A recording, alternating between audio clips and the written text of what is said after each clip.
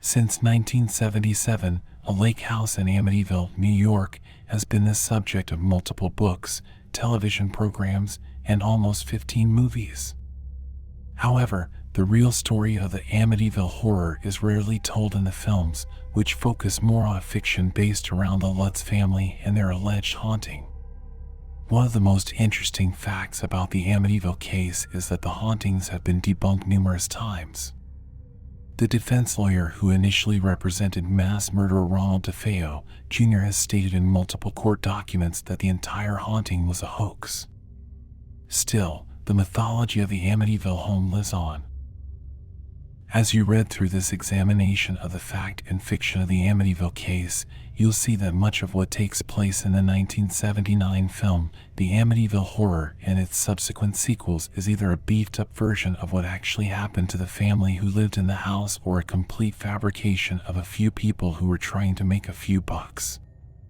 What you believe of these Amityville facts is up to you, and they are presented here next to their film counterparts to help you decide the truth.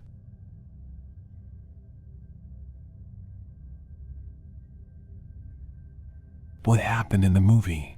The Amityville horror presupposes that the Lutz family home is haunted because a Satanist named John Ketchum lived in the house before they did. As a result, demonic spirits were conjured into the home, subsequently causing a series of unfortunate events. What happened in real life? What really happened is way worse than an alleged Satanist turning his basement into a demonic dungeon.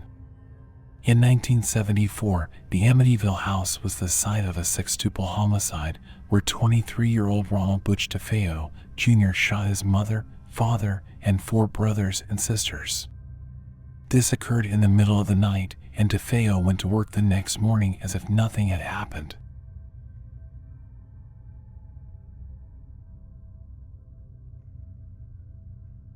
In the 2005 remake of the Amityville Horror, Ronald Defeo ends the lives of his family members after spooky voices tell him to.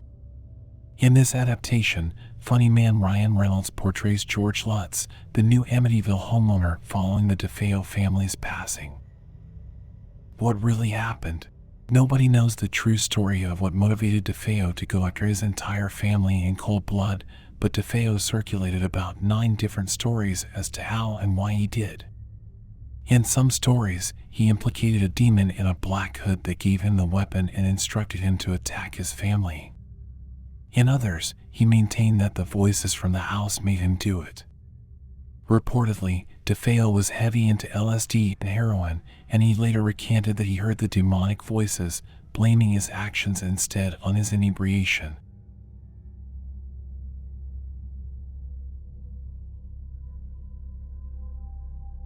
In the 1979 film The Amityville Horror, George Lutz keeps waking up at 3:15 a.m. the actual time when the Defeo tragedy took place on November 13, 1974, with an intense feeling to check the remote Long Island property's boathouse.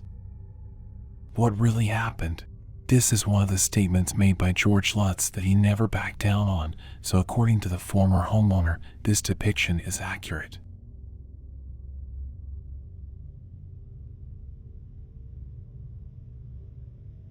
If you've seen any version of the Amityville Horror, then you know flies play a huge part of the overall horror. The scariest part about the flies is that they shouldn't be present in Long Island during the winter. What really happened? During a 1979 interview with Good Morning America, Kathy Lutz maintains that they did experience unexplainable and ferocious swarms of flies after moving into the former Defeo home. One of the Lutz children, Christopher, later confirmed this in a 2005 interview.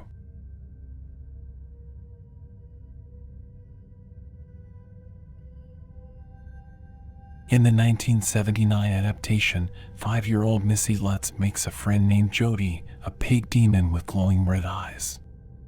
Although at first Jody is believed to be an imaginary companion, Kathy Lutz witnesses the demon pig eyes peering into her daughter's bedroom. What really happened? In reality, there was no Jody the demon pig, and this depiction was discredited by numerous parapsychologists.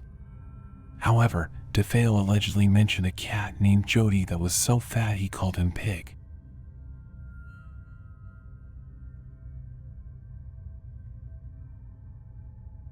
By the end of the Amityville horror, the Lutz family discovers that the Ocean Avenue house was built on an ancient Shinnecock burial ground.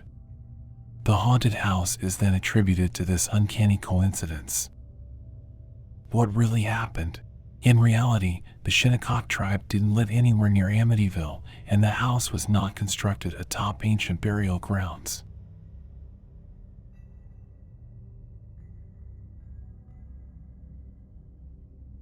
In basically every Amityville horror movie, a priest shows up and usually gets his buns handed to him by the entity haunting the house. The most famous scene features Father Delaney being assaulted by the angriest flies in film history. What really happened?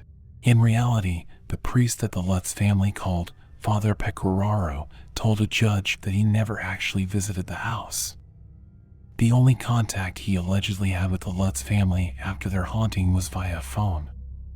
Although, when Father Pecoraro spoke to Leonard Nimoy on a 1979 episode of In Search Of, he recounted the story from the 1977 book which the Lutzes had commissioned Jay Anson to write and maintained his December 1975 experiences with the house.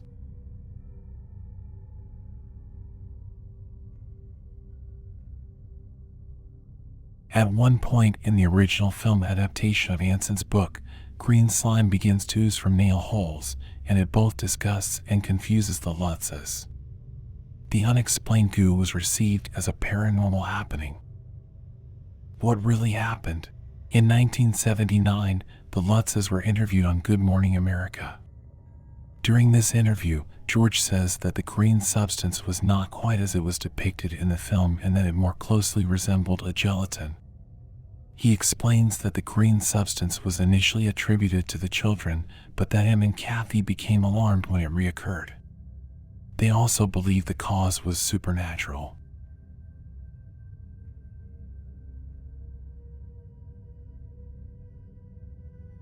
In both the 1979 adaptation and the 2005 remake, the Lutz family suddenly leaves the Amityville home, never to return.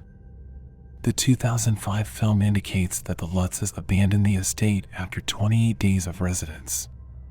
In both depictions, the family leaves all their possessions behind. What really happened? In a 1979 interview with Good Morning America, the Lutzes explained that they did abandon the home without warning, although they maintain this was unplanned. They described the intent to return after fixing whatever was going on, but due to health concerns, they didn't.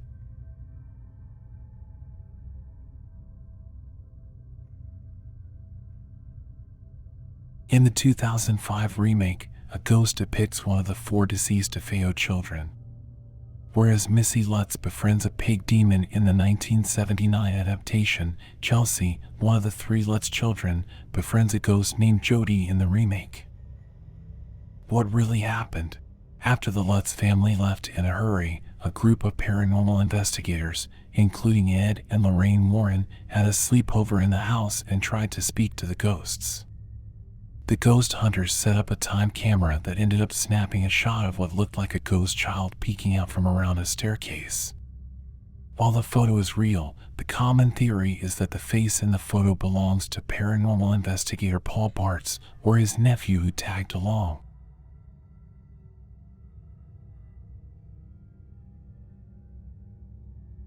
For a while, most of the hauntings in the Amityville horror are your standard ghosty type things.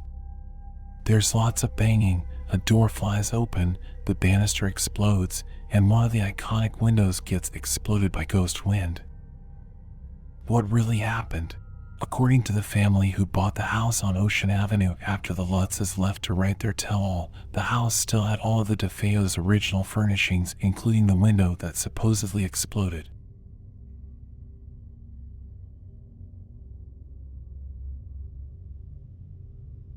In the original film, the red room that's hidden behind a layer of brick has a profound effect on the family's dog, who refuses to go near it. At the end of the movie, an ambiguous thing covered in ooze comes out of the room, almost killing the dog and Paul Lutz. The mythology proposes that the ancient burial site is connected to whatever previously transpired in the pseudo-dungeon. What really happened? In reality, the Red Room was a small closet in the basement that wasn't concealed in any way, shape, or form except by a door. Likewise, allegations of a dark connection to Native American history has been deemed unfounded.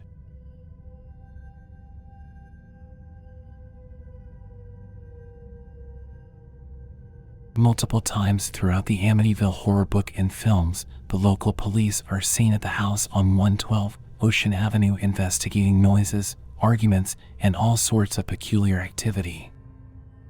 What really happened? Even though they supposedly lived through 28 days of dark paranormal activity, neither George nor Kathy Lutz contacted the Suffolk County Police Department to notify the authorities of suspicious and disturbing events.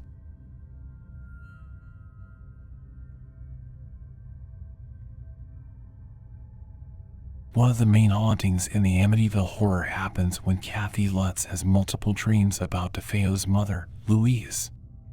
The scariest of the dreams is when Kathy sees Louise shot in the head, then wakes up screaming about the 1974 events, specifically the fatal head wound. What really happened? While it's totally possible, although never confirmed, that Kathy had a psychic dream about the Defeos, the depiction of Louise's death is inaccurate. Louise passed from 2 wounds to the upper body. Reportedly, there was no damage to her face or head.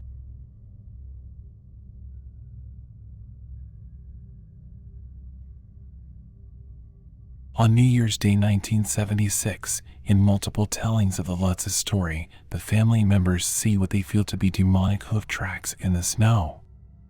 They believe these belong to what they consider to be an evil, giant pig, aka Jody. What really happened? While the Lutzes did maintain the discovery of cloven hoof prints, records show that on January 1st, 1976, in Amityville, New York, there was no accumulation of snow.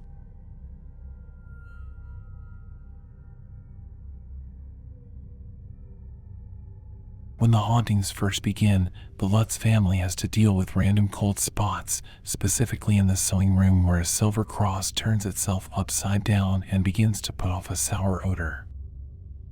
What really happened? There aren't any facts to dispute the cold spots, mostly because it's totally normal for an old house to have differences in temperature. However, the actual Amityville priest who allegedly blessed the Lutz home in 1975 gave an anonymous interview with In Search of in 1979. He later identified himself as Father Ralph Pecoraro. According to the priest, the sewing room was very cold, so he sprinkled holy water to counter the perceived lurking spirits.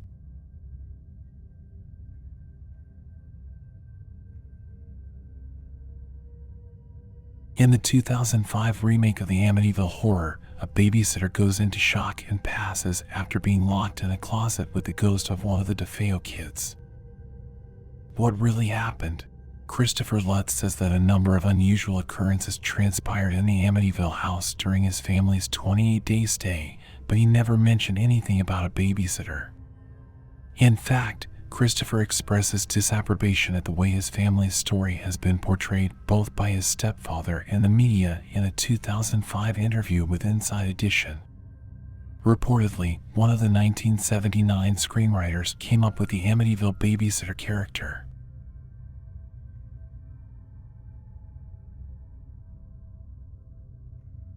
In the 1979 adaptation as well as the 2005 remake, George Lutz becomes possessed with the angry spirit of a 15th century Satanist John Ketchum and subsequently tries to chop his family up with an axe. This occurs after Lutz terminates the family dog. What really happened? In actuality, there isn't any evidence or claim that George Lutz became possessed by the house's demon or any spirit. While the family did evacuate the Amityville home after 28 days, the Lutz parents reportedly initiated this out of concern for the family's health and well-being, not due to George's behavior. Daniel Lutz also maintains that his stepfather never harmed their dog, Harry. After word of the proposed haunting got out, the Lutzes allegedly convened with Defeo's lawyer, William Weber. According to Weber, he helped them capitalize on the story. I know this book is a hoax. We created this horror story over many bottles of wine. However, Weber couldn't prove his allegations, and the Lutzes have consistently maintained their version of events.